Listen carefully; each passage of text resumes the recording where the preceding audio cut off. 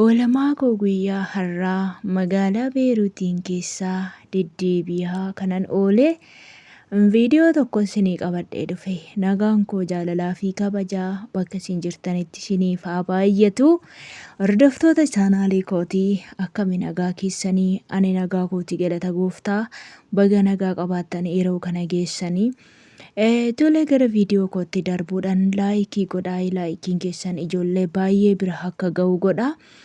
Akkasuma immoo sheerillee warroonni sheerii keessan sheerii godhaa isiniin jedha. Hiriyoota keessan biraan ga'aa. Yaada qabdan immoo koomentii jala naaf kaa'u hin dagatinaa isiniin jedha uummata kiyya. Tole maal isinii qabadhee dhufe seetan har'a Beeruutiin keessaa akkasuma magaalaa keessaa lafa itti lolli kun ta'erree akkas gara oliisaati garuu harkaan dhaqqabee waraabuun dadhabe makiinaa keessa waan hin jiruuf isiniin jedha. Deemaatiin oolee yeroo dhaqnu keessatti homtuu hin jiru. Nagaatu jira deemaatii oollee jechaadha. Homaa rakkoon hin jiru. Dheengadda garuu baay'een of sodaadhee hin deemu jedheen ture. Yaa'u kaa maal gootu reeduutus du'uuf jiraattus jiraachuu waan kamuu yoo ta'e maatii hojjettu biraa hin haftus hin jedha.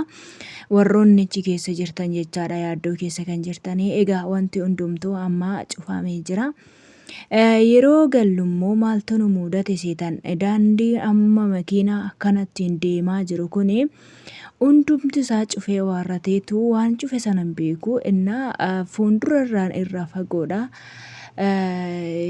Yaa'u isinitti himu isinuu hin beektu isiniin jedha. Cufamee jira karaan ani ganaa akkas jechuu isiniif ibsuu miti jechaadha wanti. Kanaaf daandiin cufamee jira isaa fuulduraan jiru. Egaa madaamii tiyyatu irraa nu qabdee waarratteetuma akkuma carraa ta'e gidduu hin oollee irraa daandii irraa nu qabdee waarratteetu galle isiniin jedha. Kana hoggaan naquu waraabe. Kana amma yeroon galuu waraabe jechaadha.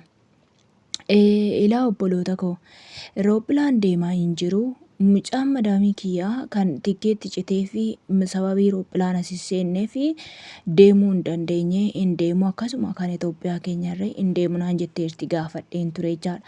Anillee bara haaraa kanatti nan gala jedheen bara haaraa biyya keenyatti ji'a kanatti roophilaan deemaa hin jiru naan jettee isiniin jedha. Sababiin isaa sodaa guddaa qabu.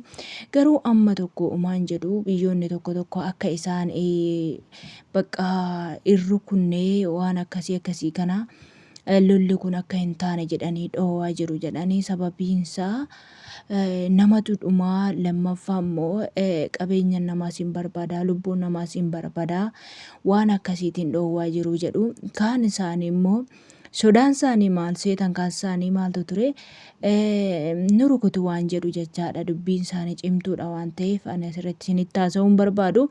Isaanuu isinitti haasa'uu hin beektu waan ta'eef isin garuu marsii hin deebisinaa malee isiniyyuu isaaniyyuu waan takka kan dhoksan isiniin jedha.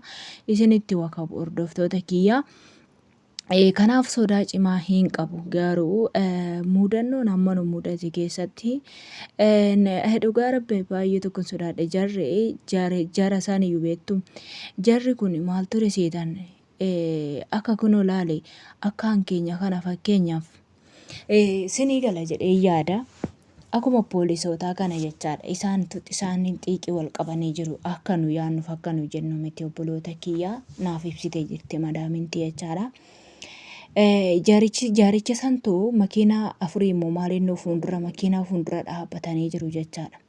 Jara lolassan jechaadha. Jaritti biyya biraa sanii lolu waan isaanii maaltu nu gashee miti. Sanaa fi akkasittiin daandiin nurratti cufamee otoo sodaannuutuma Waaqayyo nu gargaaree mana keenyatti deebinee gallee isiniin jedha. Egaa akkana ture xiyyaarri ammaaf balali'aa hin jiru.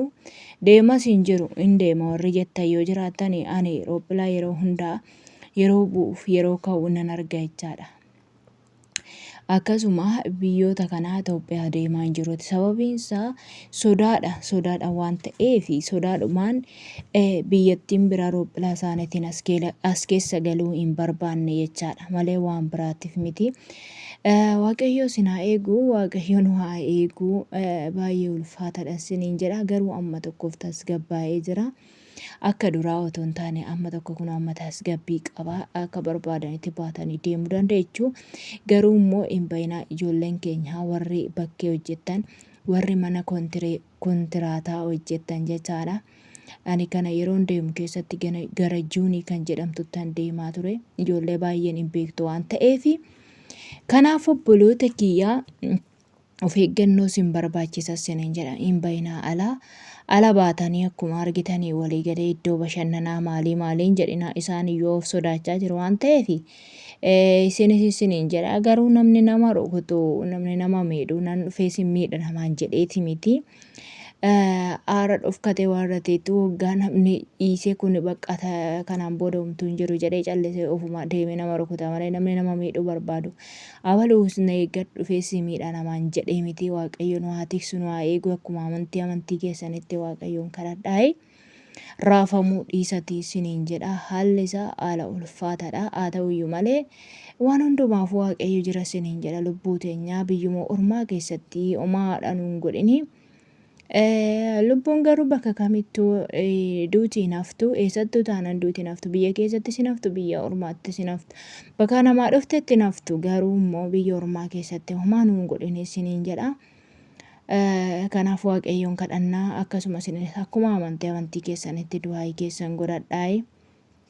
Isiniin jechuun barbaada obboloota kiyyaa. Sodaa cimaa tokko sodaanne dhugaa rabbii jecha sodaa cimaa tokko sodaanne madaaminti isaanillee waanuma ta'e batat jedhu beektu mitiire innaa baay'ee tokko sodaanne isiniin jedha. Yeroo gallu yeroo dhaqnu homaa miti. Yeroo dhaqnu bakka kun akkasitti viidiyoo waraabaa isin viidiyoo kana yeroo naqu waraabee yeroon galu akkamii bilbila ol fuun saniif akkasii isiniin jedha. Kanarra oolee kanarra turre. Homaa miti raafaminaayii tasgabbaa isiniin jedha. Hundumtuun tasgabbaa hin obsina. Warroonni galuu karoora qabdanis immoo obsaa isiniin jedha. Ani gaafa kootti galuuf karooran qaba bara haaratti. Bara haaraa Itoophiyaa jechaadha. Garuu immoo maal gootaree maal hin godharee hin danda'amne waan ta'eef madaamitiyyatti himee gashiin tikkeettanaa kottu. Garuu immoo sababiinsaa ammaaf xiyyaarri seenaa hin jiru naan jettee dhiiste isiniin jedha. Anis amma inni dhufuttiin obsee eeggadha isiniin jedha obboloota kiyyaa. Warroota tokko gaaffii na gaggaafachaa turtanii baay'ee dadhabeen jira. Amma viidiyoo biraatiin deebii isinii hojjedhee gaaffii keessan hundumayyuu isiniif deebisachaadha. Waa'ee paaspoortii akkasuma waa'ee qaamarraa waan baay'ee na gaafachaa nattaasaa turtan. Obboleettiin tokko koomentii irratti naa barreessitee turte. Joordaan gubbaarraa paaspoortii dhumee na dubbisaa keessan jettee warratteetu. Maqaa barreessitee jechaadhaan immoo jalatti koomentii jalatti barreesseera. Obboleettii tiyya sagalee koo dhaggeeffatte ijoolleen barbaadan tarii jiraachuu danda'u waan ta'eef anallee na dubbisiisiin jedha. Ijoollettiin siif kenna yoo nama amanamtuu taate amanamtee too karaa keetiin paaspoortiin baafamuu dandeessiniin jedha. Waan na dhaggeeffattaniif galatoomaa. Homaayyuu sodaatina warri Beeruutiin keessa jirtan obsaasiniin jedha. Hundumaa hin dabarsaa. Waaqayyo nurra dabarsaa rabbiin keessan kadhadhaa. Akkuma amantii keessanitti adaraa obboloota kiyya inni manaa nu baasii karaatti nu hungatu. Laayik sheer godhaa. Yeroo gaarii naaf qabaadhaa. Turtii gaarii. Baay baay.